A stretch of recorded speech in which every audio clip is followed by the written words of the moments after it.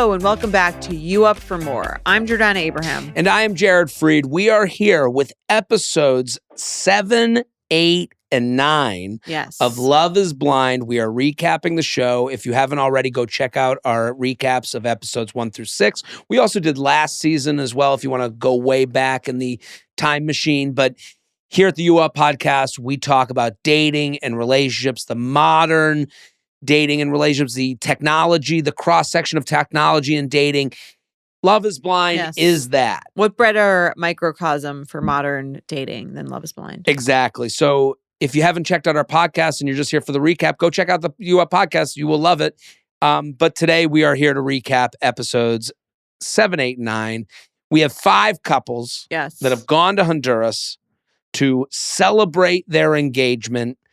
And we're not going to get into Honduras. I don't think there's really nothing to unpack from there except for Dave's survey. Yeah, and we're going to get to Dave and how much he's curious of the other people's sexual histories. Yeah. But we're going to go couple by couple. We have 5 couples, and we'll go over kind of what happened, where we see this going, how we feel about their situation. We'll start with Daniel and Taylor because that's where we start. The cliffhanger from last The cliffhanger, did he follow her on Instagram, know everything about her before going on the show, and then use that information to trick her into getting engaged to him? Right. So we're teed up.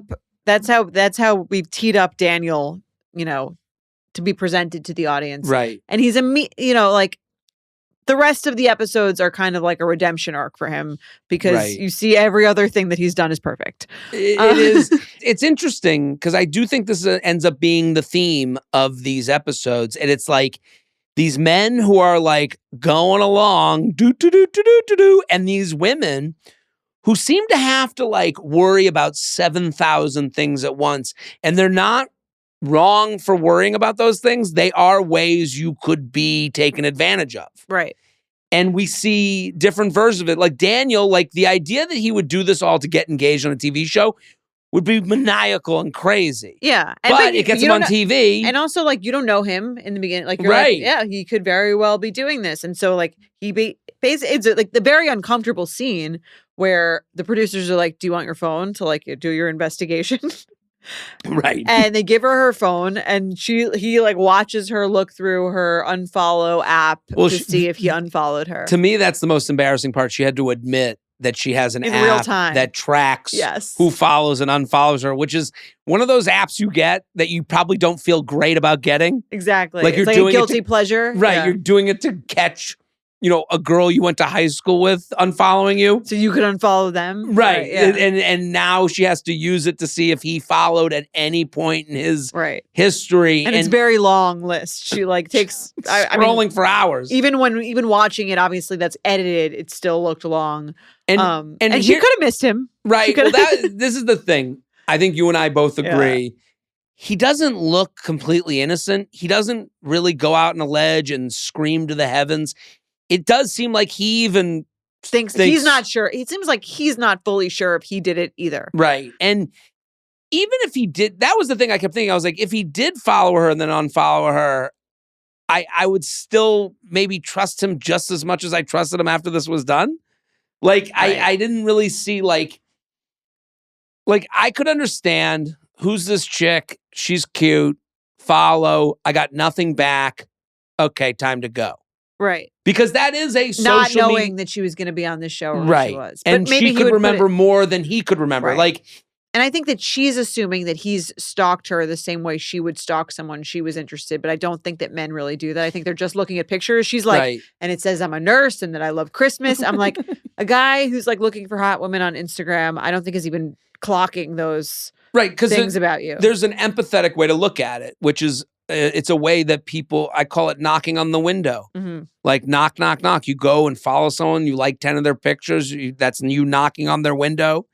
And then they like a bunch of your pictures. Now you're DMing. How'd you find my account? I just saw you on my Discover page. You look kind of cute. How do you know this person we have in common? Right. Now we're talking. This is the equivalent of going up to a woman in the bar and on social media. So the idea that he made that first step, knock, knock, knock. He, hypothetically, we find out maybe he didn't because of her app that she has, but like, which again, she was like, "There's a lot of names on here. How annoying is she on? It's more embarrassing. Like, how annoying are you on social media that people are unfollowing you this often?"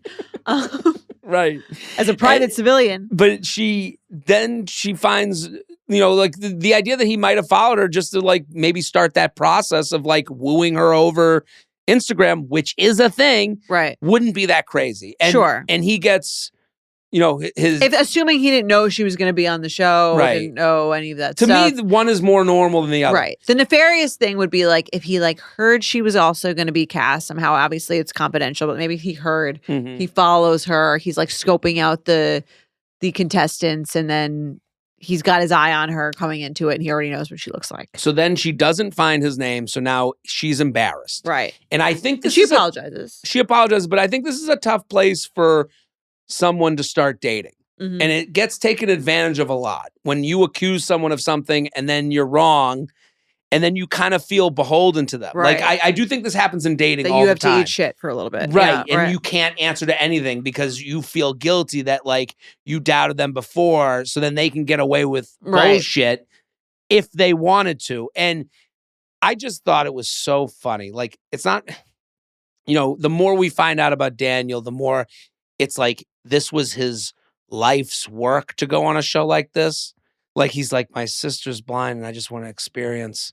Like, he has a blind sister. And you're like, oh my God. Like, and like, the more you hear, like, Taylor's probably like, oh my God, why would I accuse this guy? He just keeps getting like sweeter and nicer and more wholesome as you keep going. Right. He's like extremely loving to her the entire time. He's always like got his hand on her leg. He's always like telling her how amazing she is. He's hurrying his parents in to meet her parents. Like, they have the meeting with the parents. Like, that is like all buyer signals, all like, I'm here for it signals. I'm ready for this signals. Like, if they were to like end in disaster, that can happen. I'd be surprised.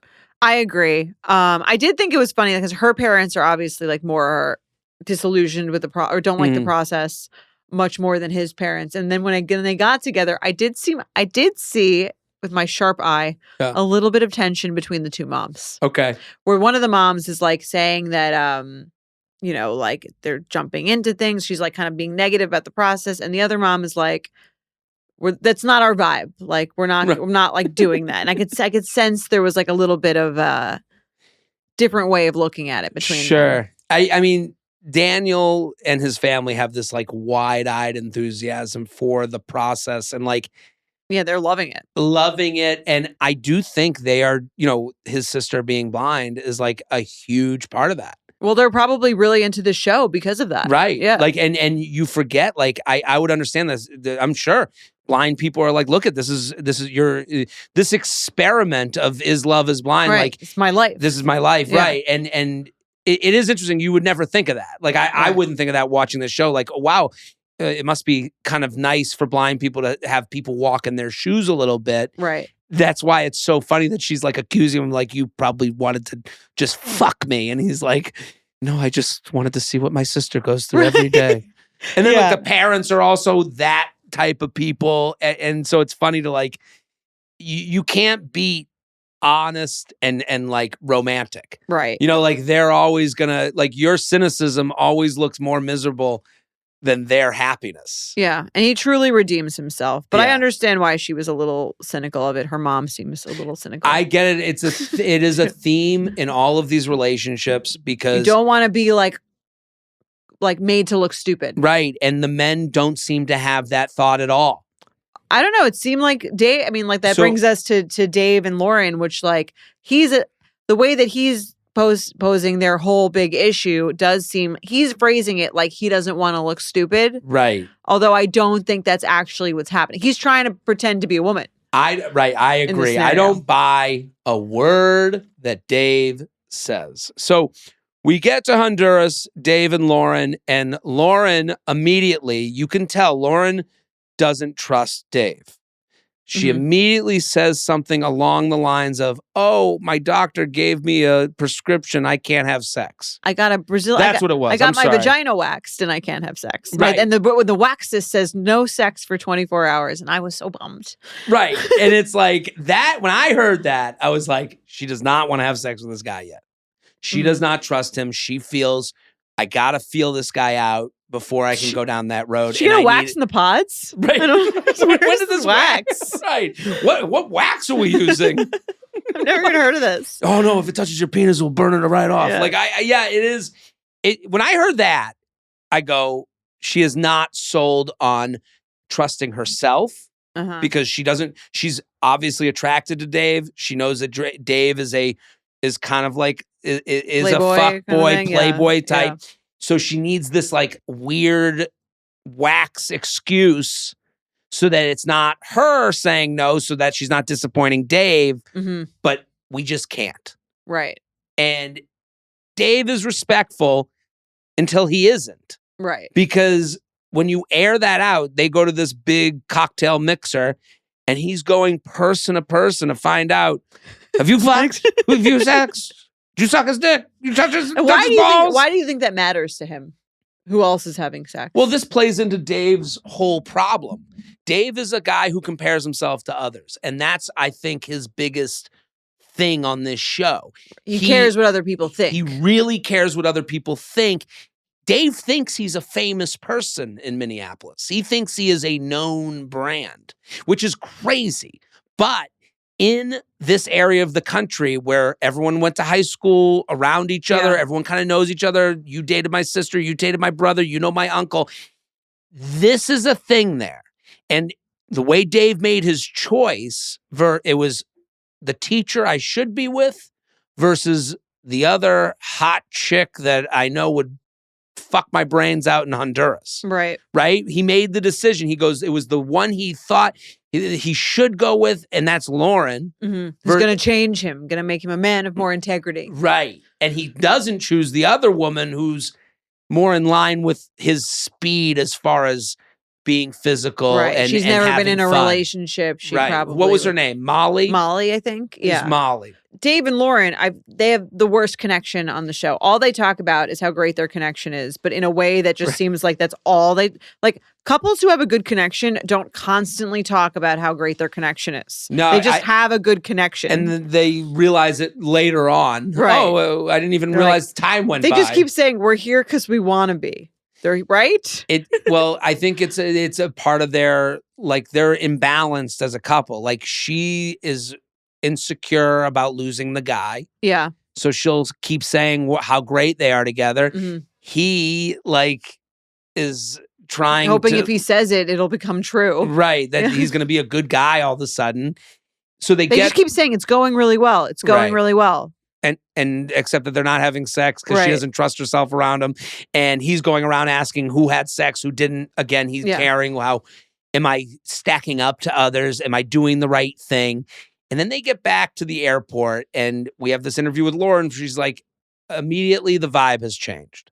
That he received his phone back. And the minute he got his phone back, he has gotten word that the whole city of Minneapolis has found out that they're together.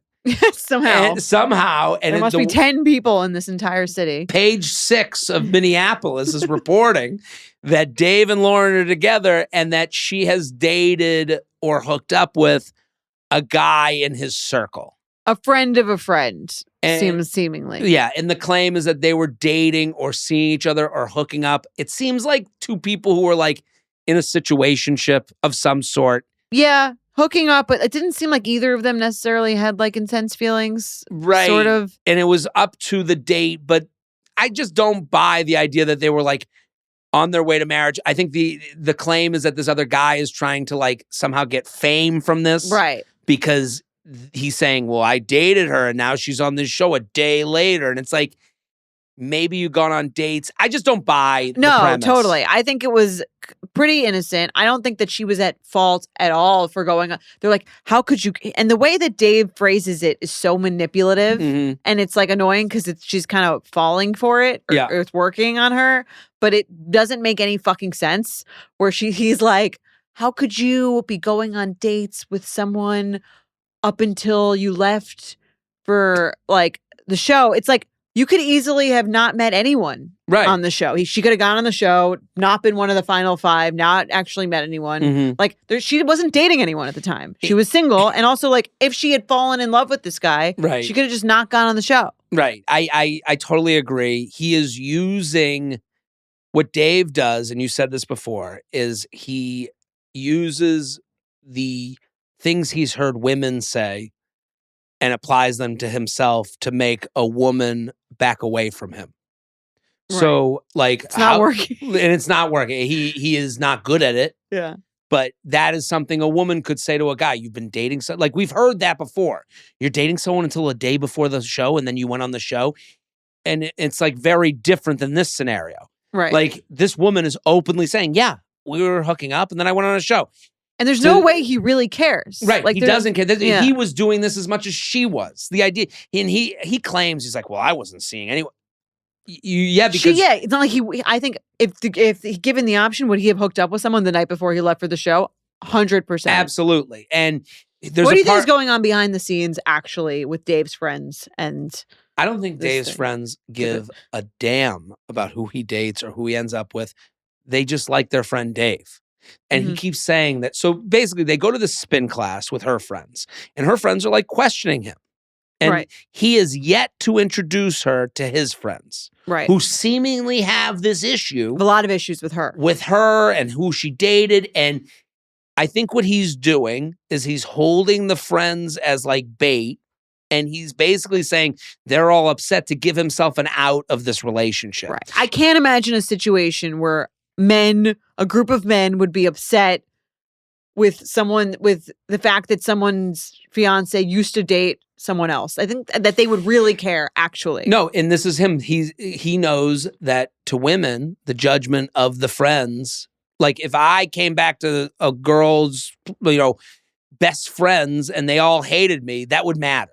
Right. They would get protective. They would go, well, this guy's out with other women and he's a playboy. He doesn't even care about us. It is not the same. Right. When you come meet my friends. It doesn't work both when you ways. do it. Right. So like if I brought a girl to meet my friends, they wouldn't be like, I don't know about her. She's been out in the town and you better watch out for that one. She seemed like a fuckboy. The friends sound like animals. Then. Right. Yes. The friend. So it's what Dave is doing is, and again, this sounds bad. This is all gendered. I know what Dave's doing. It's bullshit. His friends don't care. He doesn't care. He doesn't care. The friends don't care. They're preparing, at the end of this episode, they're preparing for this big friend hangout. Yeah, they got all the Trader Joe's dips. They're ready to go. 30 million dips.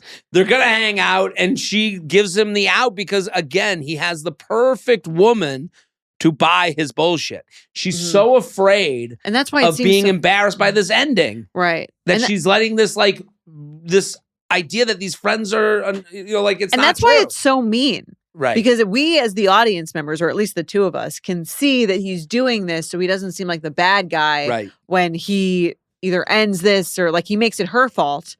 And she is like genuinely, you can see her, she's like really upset. Yeah. She's really blaming herself. She's probably thinking like, she's like, how can I fix this? What do you want from me? What else can I say? Like she is like actually, and he's letting her do that, knowing he doesn't really care. And I don't know if I know this because of the podcast that we have, but we hear from women all the time. If I had just done this, it would have gone this way. And that's what Lauren seems like she's doing. If I had just not, hooked up with a guy or told you before. I didn't think anyone would care, which they don't. That's like that's the whole reason Dave's a dick. Right. Because he knows they don't. He's using it because he's selfish and he doesn't want to be the bad guy. He doesn't want anything to like hit him. Dude, you're on a show to get engaged, to get married. You can bail at any time. That's why like the whole time I'm watching Dave, I'm like, just go. He doesn't want to be seen as that guy, as he's being seen as worse. We would all respect him more. Yeah, we would all respect him more if he was like, I don't think I can do this. Right. If he had gotten that phone call and he immediately made the friends thing, it would still be bad. It's not as bad as what he's doing now. Right. Every day he lets this lie go on about the friends that care so much. Oh my God. Right. He tries to pretend like he's so victimized, wrong. And how could you do this? How could you, like, as if he cares, as if anyone would care. Like she keeps saying over and over and over again, like, we were not in a relationship. It was not like, And she's saying, let me meet these guys. Right. Hey, let me have. She's like, you're saying things that are not true. That I was with him this night. Right. I wasn't there. Let me have FaceTime with these friends that care so much, and he won't let them over because he knows they don't care. They're gonna come in and go, "Whoa, she's hot. She's cool. Yeah. Whoa, who's there? We don't even know him." Right. She's gonna find out right away. And this is the problem. Love is Blind. It's something that's not talked about with this show is how aware the men seem to be of social media and the fallout that could come from it. And this happens with a lot of the men. They all turn off. They turn into robots. Yeah. The minute they're out and they don't want to be in the relationship anymore, they go total, neutral Don't give mode. You anything. They give you nothing. And you see the women getting driven crazy by it. And it happens the last few seasons. It's happened a lot. Because they don't want to do anything wrong to the public. Right. They don't care what the women think. They don't, Right. And what Dave is doing, and this is the problem with the internet, is whoever's the most moral wins the argument. Like there's no nuance to it. I don't even think this is a good moral stance. He's not good at it, but what he's leaning on is like, she was with a guy before she came on this show. So he sticks to the moral. I think he thinks it's going to make him seem like he's more purely into her, that he can't stand to think of her with another man. But I think it comes off as slut-shaming.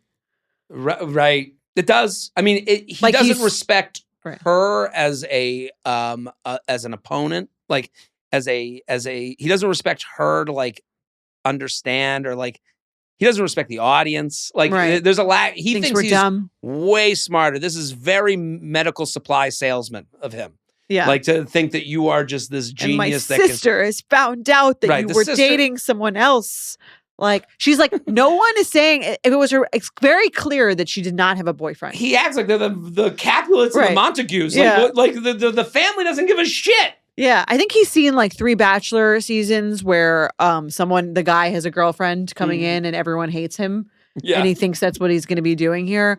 But I think it's quite clear from every conversation that no one thought that they were in a relationship. Right. And she's acting very honestly. Like we're watching someone act honestly and someone act dishonestly. And the mirror to one another is like, it's jarring. So, but she won't cut her losses and leave, which is like the annoying part that as the audience watching her being like, why are you putting up with him? Why are you even playing into this game? And she even makes it easy. She's like, so I guess your friends aren't coming over. They were never coming over. You think they were never coming? How does he didn't even make a call. She goes, made her buy all those dips. He should pay her back for all those dips. He's like, I'm going to go hang out with them who are already hanging out at a bar. It's like they were already ready. Right. That bar was also so mean. Then he just leaves her there to like think about everything she did wrong all night. It's not nice. We're taping this before these come out, so I'm very interested to see what the public thinks. The reaction to them. Okay, so we'll move on to Joey, the golden retriever, and Monica. They seem to have a just fun time together. They seem to blow through Honduras. I thought you get like a little bit. I actually enjoyed that you got like a little bit more of a 3-dimensional picture of Joey and her too, but maybe more Joey kind of seemed like a little bit of a caricature. Right. And you do get a sense of like maybe a little more serious side of him. Yeah. I just think they're like a good couple. Yeah. I like them. They're likable. They're fun. They're like smiley and I think they're real people. They're weirdos, but like they both kind of own it. Well, then they go, they own it. And they're going to go meet her parents. Yes. So they go to her house. It looks very Minnesota. It just feels like we're in a Christmas card. The fucking sock bin. They got the sock bin. I actually I like that she was like standing by the sock bin. Right. She's like, do you use the same fork would you share a fork that had been washed? That is not a good. I liked it. I was like, that's a good point. It is. Her house looks like a house that would have a sock bin. Yeah. Like everything just looked kind of like worn in, hippy dippy, pilly. Like playing they got the musical instruments. When they pulled out these musical instruments, I was like, good for this family. That's what I'm saying. Good for Joey. They like were leaning in. I loved everything about it. And then when she goes and talks to the sister, it is and this goes back to the theme that I've kind of brought up as these episodes, the things women have to deal with. Because this sister, I've never not liked someone more on a reality show. She stinks. I just can't stand her. and it's all her problem. None of it's Monica's problem. That's exactly what Joey knows immediately. Right. Too. Yeah. And the way that she's questioning, clearly he's like the nicest guy anyone's ever seen. Right. And she's like, but your type is like a tall Italian man. It's like, what are you talking about? Right. She's mad that her younger sister is getting married before her. Then she says, like, but really I should be getting married for, like, aren't you embarrassed? This is like a very embarrassing way to be portraying yourself on national television. That's what I thought the same thing. Like, this is embarrassing because it's like a trope. Yeah. Like, it's like, this isn't even an original premise. Like, you're the older sister who's mad that her younger sister's getting married before her. Like, do you hear yourself? Right. And she's no reason not to like him. Right. He came in, shook your family's hand, met your boyfriend. Played your instruments, wore socks from your bin. It's just like, I couldn't find a more detestable person on a dating show. Like, they took and a chance. The worst part of it is that she's pretending like she's doing it to be protective. Right. And she's actually doing it, as Joey said, because she's extremely jealous. Yes. And the fact that Joey nails it. That's what I'm saying. Yeah. I like that we got a different side of him. Right. You see he's not as, he's Matlock. He's not as dumb as maybe he presents himself. And he was like perfect. He had a perfectly reasonable response to the thing. He's like, everyone seemed to go great with everyone. Right. Except your sister. And then he's like, I got a sense that she didn't like me. So he has an awareness. Yes. And then he says, like, if there's something I could do that, like, he's like, is there something I could do that I'm doing that's making her not like me that I could work on? And if not, like, perhaps it's because she's a little jealous of you. Right. Which was like, again, I thought like an insightful, bold thing to say to someone about someone's. It's hard to insult someone's family member in the right way, and he nailed it. I totally agree. It made me like them as a couple, him more, the whole thing. Made me hate the sister even more. Yeah. Because you're like, oh, clearly, like, there's nothing wrong with him. Right. And I mean, some people, if you were immature, you could have reacted to that. Well, like, I don't care what she thinks or like whatever. Like, he didn't say that. No. He was like, let's talk about this reasonably. Like, if there's something I could change, we would do that. But it seems like there's no real reason. True communication. And it's like, again, the difference between him and Dave. Like, Dave would probably say like, well, I could never marry someone whose sister said they didn't like me. Right. Is that how I'm going to be treated the rest of my life? Like, that's one person working on things, a real thing. Like, Dave's thing is a real thing. I found out that you dated someone I know. It's a real thing to me. Mm-hmm. How do you work on it? And you don't hold your friends at bay. Right. Or just keep holding it, giving someone absolutely no reach. And even with the Lauren thing where she's like, what can I do to fix this? And he's like, there's nothing that can be done. Right. And then Joey, the total opposite, is like, let's what would she like more of? Yeah. And if there's nothing I'm doing wrong, then like maybe we can look at this from a different angle. Right. So that's Joey and Monica. And we move on to Virginia and Devon. Not a lot here. Not a lot to unpack. The one thing that we see with Virginia and Devon is this age difference. Yes. She does seem a little bit more mature than him. I will give them that. Not that he seems super immature, but I mean, she just seems to have life a little bit more figured out than him. Yeah. And he does seem in awe of her. Right. Like this age thing isn't like he's there. What is her job? Yeah, I think Virginia's in the healthcare industry, a director. Seems a little more established. Yeah, and I guess the only thing that really comes up is the idea of a prenup. Right. And hearing a woman bring up a prenup to a man is like, it kind of feels like what Devon gets faced with a lot, seemingly. Because even in the pods, it's a woman who dated a woman. Now she's would like to date a man. Yeah. And he's like, kind of presses against it. This is a woman who's more established in her career, and he's like, I think he's faced with traditional versus 2025. Yeah, that seems to be what he's faced with a lot. Right, with maybe like his internalized definition of masculinity, right, versus who he's actually attracted to. And I mean, these were the two people he was attracted to. Yes. So like, he's attracted to a strong, independent thinker, important, whatever, woman, but like, I think that he also has to deal with whatever his family preconceived ideas are of masculinity. Right. And, I think for a lot of men, like it's, men get told they're intimidated by strong women and business women or successful women. And I don't think it's as much that as it is the communication to family and, hey, I'm going to live my life in a different way than we lived our life. Right. And I think that's something that's a more empathetic, that people would have more empathy for. How do I talk about this? How do I make sure that I don't lose my masculinity? Or am I going to have to deal with people that I can't control how they feel about me? Right. Because I like this dynamic. Right. But what do other people think of it? Like, maybe it's kind of did feel like he wouldn't necessarily care about the prenup situation, but maybe like the idea of signing one to others would make him feel bad. Right. He's never, and I think that's the part where it's hard to defend men, but this is a defense of men.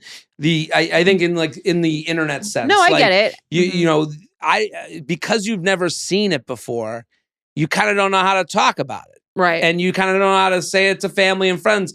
But not that a prenup comes up with family and friends a lot, but if it were, your insecurities could lie not with the prenup, but with the explanation of the prenup. Right. And I think there's a lot, I feel for men in that way, because I feel like there's a lot of conflicting messages in today's world about what it means to be a man or to have masculinity. And I think that there's the message of provide and pursue and be the alpha guy. That's still there. But also, I think in this day and age, it's also but also don't be intimidated by a strong woman. Right. I think that there's multiple. He's not really sure where he's landing here. Right. And it feels like this is the theme with their relationship and might come up again, but we don't know. I think that's it's an interesting thing to look at because, what women are attracted to. A guy who's passionate, will provide, can be a good partner in that way. Successful is attractive to a lot of women. Right. So but it's not supposed to be. Right. Right. And then you're told to ease, don't be intimidated. Again, it's it's all tough. And I think we're watching it through their eyes. And I do think there's a lot of conversations about what he could be. Between the two of them, it's almost and it kind of does make sense for how a lot of women operate, where she's all right, I'm a little more established than this guy, but we can work with this guy. I can make him into a head coach. Right. I'm going to. We talked about it earlier, but she describes that you're building your basketball empire. Right. And he's you're kind of right. Okay, how does that work? But there are and she wants to, when she's asking questions, she wants to know, she's trying to feel out his ambition. And I think that's probably a fear. Like you said, women have a million different fears to try to squash. Right. She's I'm going to be taking care of this guy who is. I don't want to take care of a loser. Right. Yeah. So we have one more couple to go, Ben and Sarah. Now, Ben and Sarah. And that's our cliffhanger, so to speak. That's our cliffhanger to the whole episode. They seem to swim along pretty good. There is a little bit of talk of we're starting to find out Ben is a little more godly than maybe he came off in the pod. Sarah's a little bit more, trying to do the right thing and be in the, I don't know even how to say it, a little more woke, I guess. Liberal. But it is funny, as much as they say that, you meet Ben's friends and they're the most diverse group of people you've ever seen. It was almost like he called his lesbian friend. Get in here, come on. Come over. Yeah, that's important to her. Brings in the front of a social studies textbook. This is the whole group. Yeah, I mean, he has an extremely diverse group of friends. Yes. And he does. And, I think they were sort of priming him to seem like this guy who was very insulated and and didn't have a lot of didn't have a worldly view and had this conservative mindset. I wasn't really getting that at all. No, I didn't get it either. He wants to be, it does seem like he wants to be a modern guy. Yeah. It doesn't seem like he's fighting it. And they seem very into each other. Very into each other. They look good together. I agree. Yeah. So we get to this final cliffhanger where she does a full-on act. I mean, this was the least.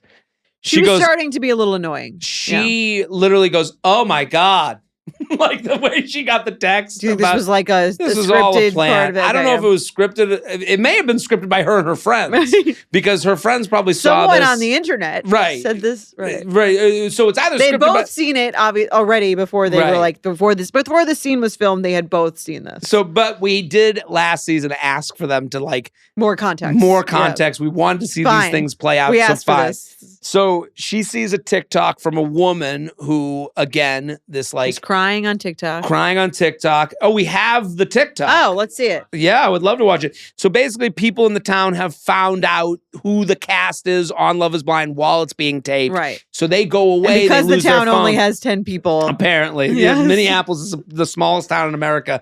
And so this woman is insinuating that she dated someone who's on the show and that he ghosted her. Right? So let's see the video. Minneapolis is a big city, small town sort of vibe where everyone knows each other, and the dating pool here is very, very small. So if you've messed up, someone's going to know about it. I'm just exhausted and tired of society rewarding shitty men who treat women terribly and manipulate and lie all the time. They are horrible people, and they will do anything to get what they want and to get attention. And I get that is like the whole point of reality television. And that's the reason that they're on that show, right? To make good entertainment. But maybe we can just not reward people who are like that, who have harmed people in their past. And I know this is a vast overreaction. And unfortunately, probably for legal reasons, I shouldn't say exactly who it is.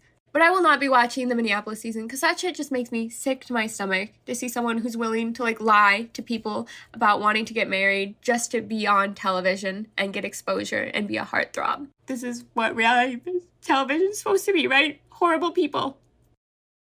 Let's get this girl a therapist, please.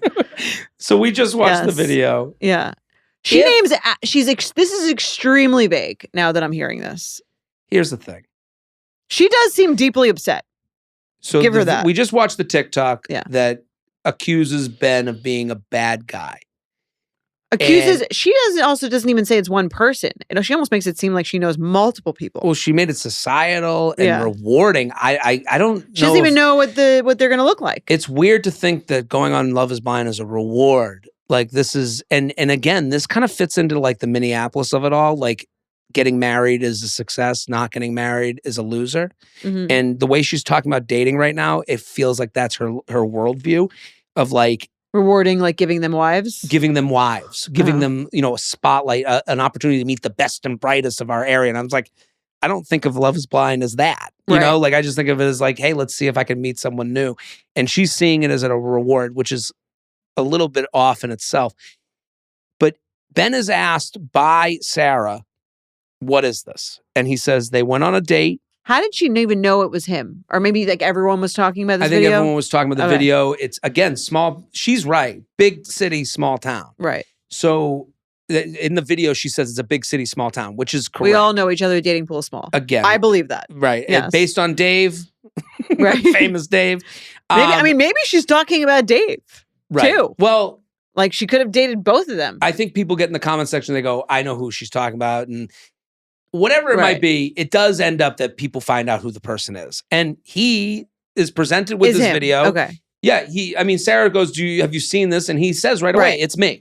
We went on one date and then we made out. Right. They never hooked up. And never hooked up beyond that. Right. But they've DM'd and maybe seen each other. I think they've seen each other more than once. To me, it's the same as Lauren. Like maybe they met on an app, they went on one date, and then it turns into this like, I'll be out tonight, come meet up. And I'm with my friends here, come meet up. And then they've met up and maybe kissed at a bar.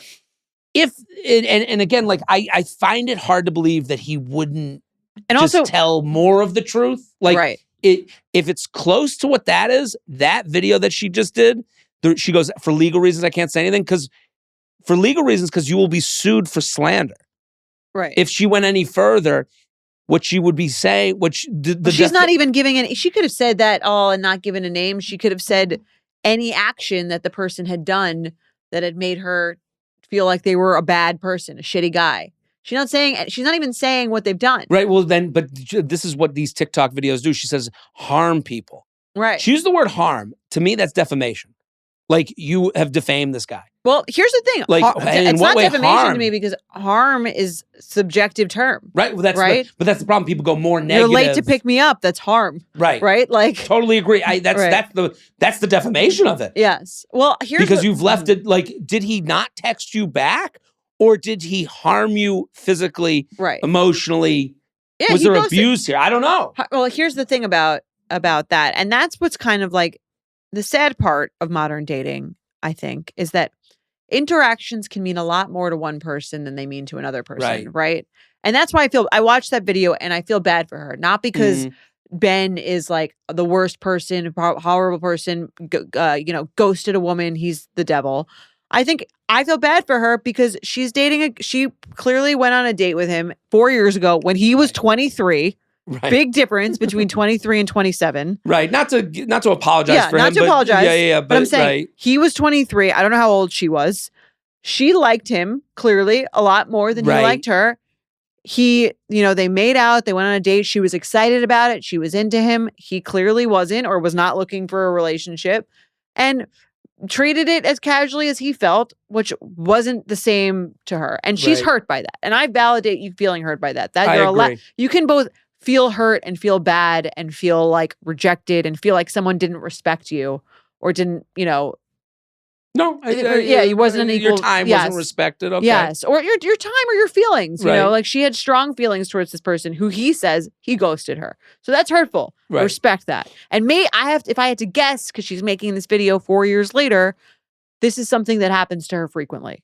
I'm guessing it wasn't she went on one date with Ben 4 years ago and then had a completely happy, normal relationship after that. I have to guess that this is a pattern for her. Marriage and kids did not happen quickly after. Again, to go back to her kind of worldview, success is, I'm failing at this, which I would disagree with. She's not failing. Fine. But that's the way she's looking at dating. So she thinks of this interaction, she had 4 years ago when she was probably 23 or younger.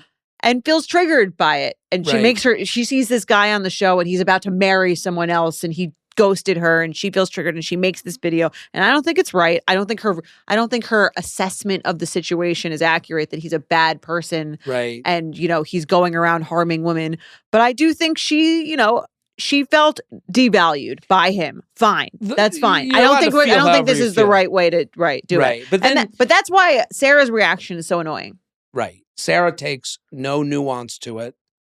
To her, it's, I got to back up a woman. Right. For the cameras also, I think. Well, this is because I can't be seen as an apologist for men's shitty behavior. Right. And that's annoying. You have gotten to know Ben, the person he is. You're living together.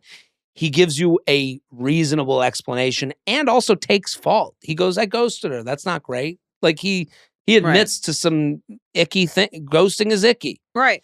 And she won't even level with him. That's the annoying part. That's the annoying part. She won't even what did you do to her? What did you do to her? Right. And he's like, and at that point, if you keep going on, what did you do to her? Like, if I'm him, I'd be like, I guess I'm a bad, evil person, like forever. Like, I don't understand what would make you see my side in this and see that well, she's worried that he did something horrible to her. Right. And it's going to come out. And again, I haven't seen the rest of the season. Obviously, I don't know anything that's happened. I believe him that what he said happened. And I can see how a young woman would feel hurt by that. And I think it's a very big overreaction. I would never put out a video like that. I think she should see someone. And again, I think this is a pattern probably with her of this happening a lot. And she's frustrated. And she even says that. God, she doesn't even say this guy, this horrible man. She says shitty men. Right. And so this is like something that's happening to her. She's triggered by it. She doesn't know how to get out of this cycle. And she's a little bit projecting this onto him. Right. I find it funny when you say for legal reasons. No, because I don't want to get sued. And because she's not even saying the example of what happened. Right. Because tell this whole story. Because it doesn't sound as horrific as shitty men, which can mean harmful. Anything. It could be anything. And is it shitty to ghost someone? Yes. Yeah. Is that word potentially true in the situation of how they dated? Maybe, they went on a date. She thought they were headed towards a relationship because it was on a date. Instead, it just becomes this DM thing where they meet each other at the bar and they make out, and then she keeps texting him and he doesn't answer. Which, who amongst us? Has happens every day. I'm doing that today. So That's our recap. Episode 7, 8, 9. Show's good. The premise of Love is Blind and how they do it is always going to be good. Slow burn. Yes. I think not a crazy amount of drama. Right. But it's, I think it's a fabulous show to get into it like we're doing right now. Yeah. Because, do I care about them going windsurfing in Honduras? Not really. No. Do I care that Dave is using his friends to try and get out of a marriage? Yes. So that's the interesting, fun part. And we got more episodes to go. Get subscribed to this channel. Comment below with agreement, disagreement, whatever you feel. And go check out the UP podcast. This is the type of conversation we have on that show every week, twice a week. So let us know what you think. Boom. Bye. Kate McAuliffe is our senior producer. Our editor is Emily Freed. Candace Maniga is our senior social producer. Our associate producer is Will Maxwell. Additional production help from Shannon Jimenez Sasson. Be sure to follow us at u.up.podcast and send us your emails to uup@betches.com.